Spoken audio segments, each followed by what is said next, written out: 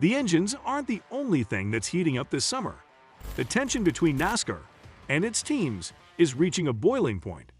16 team owners came together to demand meaningful dialogue from NASCAR's board of directors regarding a new franchise model structure. But that's not the only drama happening in the world of NASCAR this week. Stay tuned to NASCAR Zone to find out what else is going on with NASCAR and its drivers. But before we dive into that, do subscribe to our channel and hit the like button.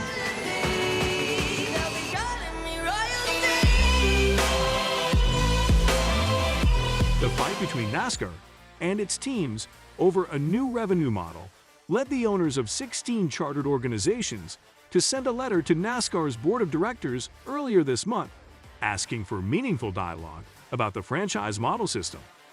The Associated Press got a copy of the letter, which was sent to NASCAR by email on May 1. This was the same day that NASCAR's exclusive time to talk with Fox Sports and NBC Sports about a new TV package ended. The letter says that it speaks for the whole Cup Series field and that talks with NASCAR have been helpful. It also says that there is tentative acceptance of the economic split of a new media deal. But the letter makes it clear that the biggest problem between the teams and NASCAR is still the charter system. Under this system, each of the 36 cars with a charter is promised a spot in the 40-car Cup Series field each week and a share of TV package revenue. The licenses are worth millions of dollars and need to be renewed. The teams want the charters to be permanent, but NASCAR won't let them. Because of this, the team owners skipped a meeting with NASCAR on April 5 because they were at a significant impasse over the charters.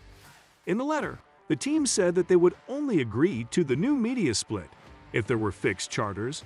We have seen the market for charters rise since initially issued, but there is currently no real market due to the uncertainty surrounding the pending renewal process, the letter states.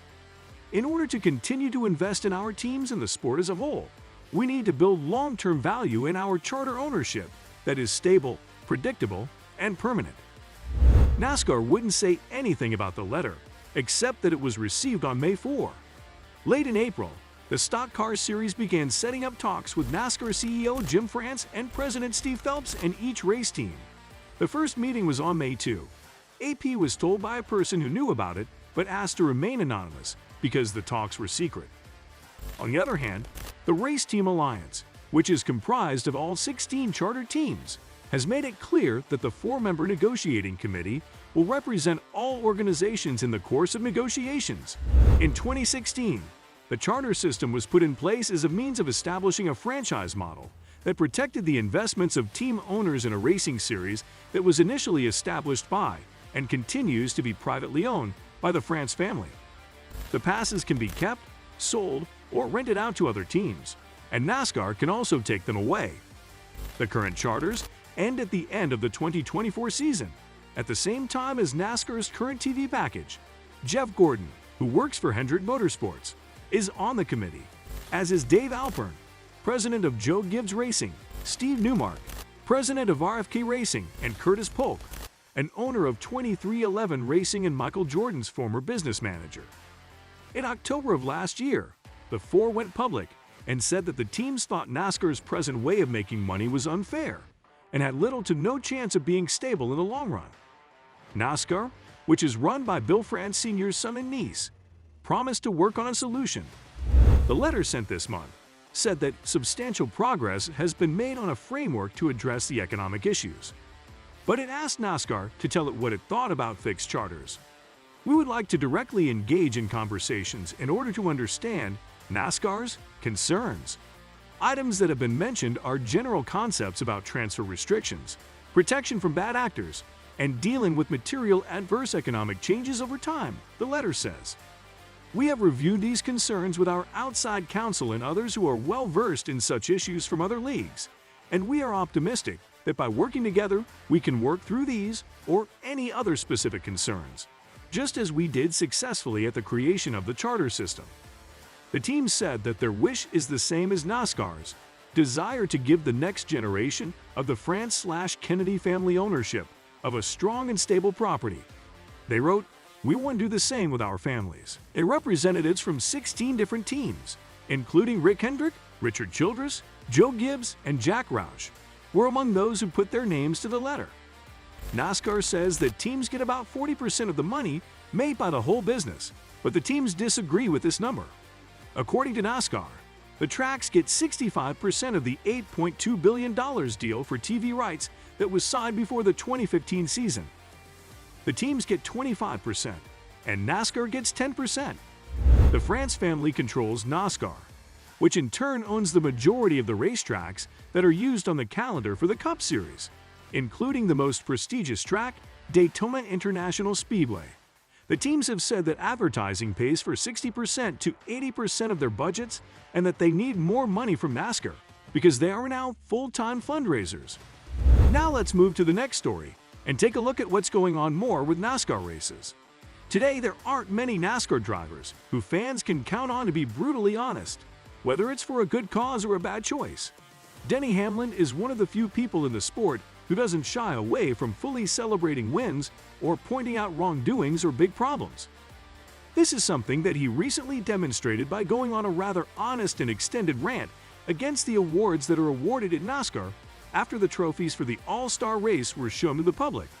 In fact, the senior made fun of not only the trophies that will be given out at the North Wilkesboro Speedway, which is getting a $160 million makeover, but also the one for Martinsville. In response to a tweet by journalist Bob Pockras that showed the All-Star Race trophy, Hamlin started his rant by saying he knows he's about to be dragged with a totally unpopular opinion. Is this a trophy or a piece of art? Does it say winner anywhere on it? Date? I love cool, unique trophies, but feel like they should look like trophies, the veteran wrote. Then he went for his chill shot. The Martinsville clock doesn't seem that prestigious to me. Why? You can buy one from the store right down the street, Hamlin said. Only 2 of my clocks are marked with writing that says they were won. It's just a clock that was owned by wealthy people about 40 years ago. Having said that, do you like the All-Star trophy? Do you think Hamlin is wrong if that's the case? And if you are not a fan, do you think NASCAR needs to replace it? Tell us in the comments section below. Be sure to hit the bell button and subscribe to our channel to get the latest updates. Everyone agrees with what Hamlin said about the All-Star Award. After his long rant against the All-Star Trophy, Denny Hamlin said that despite his unpopular opinion about the prize, if he wins, he'll be drinking out of it. That's something that will happen in the future. As for the present, what Hamlin said at the end of his rant, that everyone should feel free to drag him into the comments to hear his opinion, did happen. And now let's move on to the latest update on the penalties for a driver. On Friday, after the pre-race Cup Series inspection was over, NASCAR said that 2 cars, Reddick's number 45 and Ty Gibbs's number 54 Toyota, had both failed twice. This meant that a crew member had to be kicked out of the cars, and that the drivers would not get to choose their pits for the race this weekend. But NASCAR doesn't usually kick out the team's crew boss when this happens. This time, NASCAR kicked Billy Scott, Reddick's crew leader, off the track for the rest of the weekend. It is not common for a crew chief to be kicked out for these kinds of rules violations, but NASCAR has the right to remove any crew member at once. Like always, another member of Gibbs' group was kicked off for breaking the rules. Sources told that Reddick's car broke the rules in a serious way, which is why NASCAR chose to kick Scott out of the race. The violation could also lead to more punishments, which would be made public next week. A NASCAR spokesman refused to say what was wrong with Reddick's car. Reddick is currently 6th in the 2023 series standings. With a win at Circuit of the Americas, he is already in the playoffs. So that is for today. Hope you enjoyed it. Tell us in the comments what you think about the penalty that both drivers are about to get next week. And don't forget to subscribe to our channel to see more of our videos on NASCAR updates. Look forward to seeing you in the next video.